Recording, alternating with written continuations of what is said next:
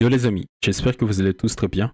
On débriefe cette victoire renversante du Real sur le score de 2-1 contre le Barça avec le doublé de l'inévitable Jude Bellingham pour le Real et le premier but de Gundogan avec le maillot du Barça. Comme chaque débrief approfondi d'un match, j'essaie d'analyser les deux compositions des deux équipes. Je vous donne mes tops et mes flops de chaque équipe.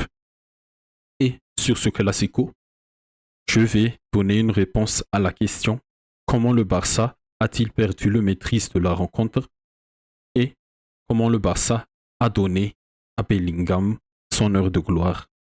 On attaque tout de suite avec les deux compos des deux équipes. Pour Xavi, il a choisi d'aligner un 11, je dirais, cohérent par rapport à l'adversité et par rapport aux joueurs qui sont encore absents. Ter Stegen dans les buts, Araujo, Christensen, Nico Martinez, Balde, la ligne défensive.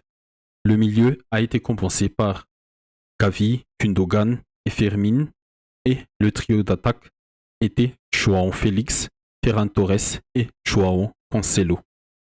C'était un 4-3-3 classique sur papier, mais dans l'animation offensive, le Barça jouait dans une sorte de 3-4-1-2 avec Araujo, Christensen, Inigo, les trois défenseurs, Gundogan et Gavi, le double pivot du milieu, Balde et Cancelo, les deux pistons qui collaient la ligne, et Fermin en électron libre qui se permettait tout le temps avec João Félix, Ferran Torres, Gundogan ou Gavi.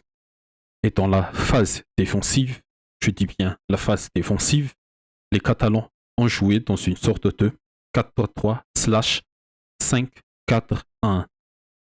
Et pour le Real, Ancelotti a fait du grand classique. Depuis le début de la saison, il fait jouer son équipe avec un système 4-4-2 en losange. En vérité, c'est un 4-3-1-2 avec Kepa dans les buts, Carvajal, Rudiger, Alaba et Mendy, les quatre défenseurs, Tchouaméni, Kroos, Valverde, le trio du milieu, Vinicius et Rodrigo étaient les deux attaquants, soutenus par le crack, le génialissime Jude Bellingham, comme d'habitude. Et dans l'animation offensive et défensive, le Real a eu du mal à se trouver, ce qui nous fait rentrer dans le deuxième point de cette analyse. Le Barça a bien joué qu'une mi-temps. Et pourquoi une mi-temps? Le début du match du Barça, je pense que c'était l'un des plus beaux débuts de match de cette première partie de la saison. Ils ont mis l'intensité qu'il fallait. L'effort individuel de chacun a permis au collectif de briller. Le système utilisé par Xavi a aussi facilité la tâche et bien sûr a rendu celle du Real plus difficile. Le travail du milieu, le travail fait au milieu par Gavi, Fermin, Gundogan ont été monstrueux sur cette première partie du premier acte. Gavi a récupéré, il a ratissé des ballons à gauche et à droite, il a même mis Bellingham dans sa poche. Fermin a fait son travail avec João Félix et Ferran Torres. Il a créé des espaces, il a créé des décalages que Gundogan a bien exploité. En parlant de Gundogan, lui, c'était le métronome, c'était le stabilisateur du jeu, c'était le distributeur, car à ses côtés, il y avait de petits guerriers qui pouvaient faire plus de travail de récupération et de marquage. Et la vraie force de ce Barça fut ce contrôle au milieu du terrain, et avec ce bon milieu, tout le reste de l'équipe suivait cette dynamique. Les contre-pressings a bien fonctionné. Vinicius, Rodrigo, Bellingham ont été bien cadrés par Araujo. Le Real, qui joue sans un frein numéro 9, a aussi facilité le travail défensif de ces trois joueurs. Mais cette ferveur collective du début du match n'a pas suffi, malgré l'ouverture du score de Gundogan, son premier but sous les couleurs du Barça. Je pense que le Barça a arrêté de jouer à partir de ce moment-là. Le Barça avait l'occasion de tuer le Real, João Félix qui a renvoyé Rüdiger en Allemagne ou en Sierra Leone avec ce magnifique geste, ce petit pont, mais il a manqué de lucidité pour finir l'action. Fermín qui touche le poteau, la tête d'Inigo Martinez en deuxième mi-temps qui touche aussi le poteau, suivi du tir d'Araujo qui bute sur un bel arrêt de Kepa.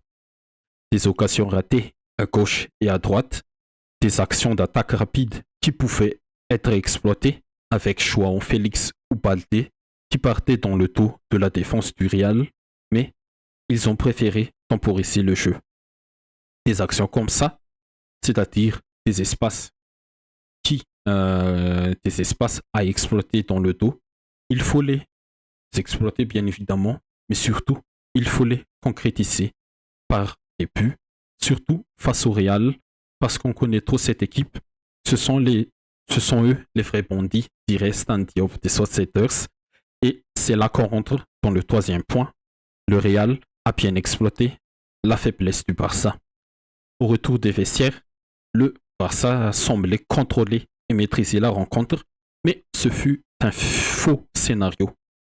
Parce qu'Ancelotti a bien lu la faille et avec les entrées de Camavinga a donné un nouveau souffle à l'équipe. L'entrée de Modric qui a cassé le contrôle du jeu au milieu du terrain par les milieux du Barça et qui a libéré Valverde. L'entrée de Rosselló qui a libéré Bellingham et Vinicius. Rosselló a donné plus de travail à Christensen et Inigo dans les duels dès son entrée. Et avec ces changements, le Real a totalement renversé le match à sa faveur parce qu'ils ont réussi à faire reculer les Blaugrana. Et le Barça n'arrivait plus à sortir le ballon proprement.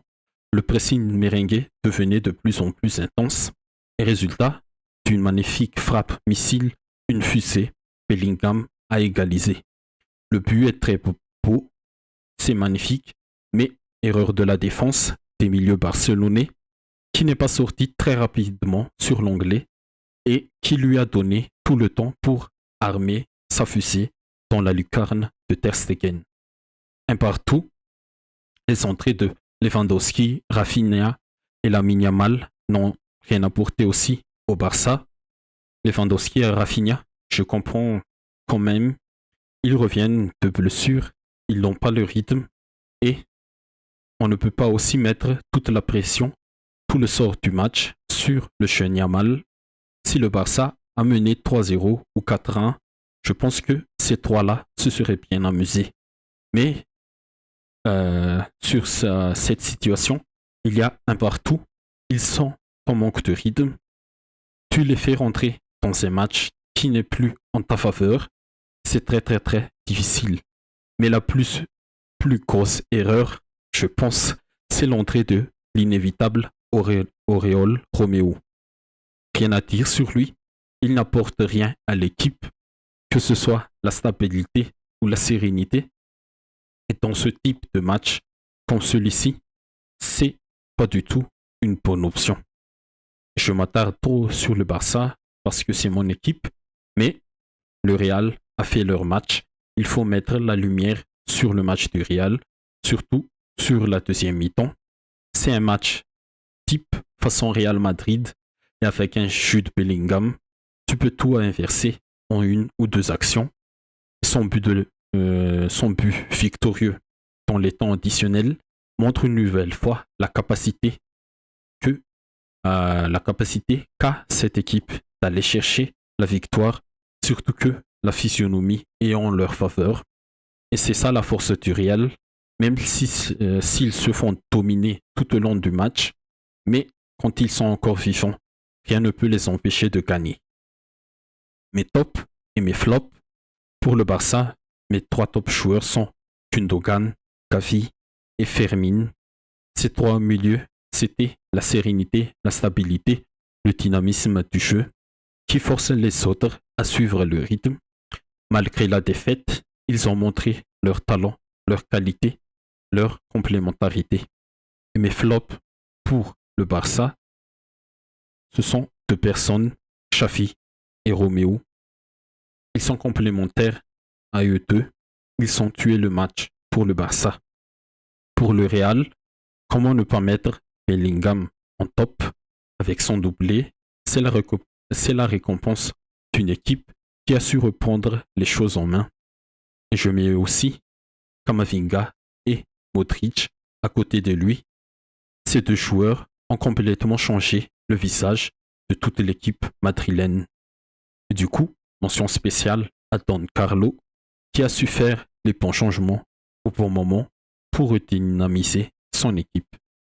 Et pour mes flops, côté Madrid, je pense que je vais mettre tout le collectif en première mi-temps. Rien n'a marché.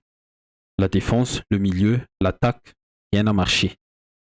Et du coup, la réponse à la question, comment le Barça a-t-il perdu le maîtrise de la rencontre pour donner à Bellingham son heure de gloire?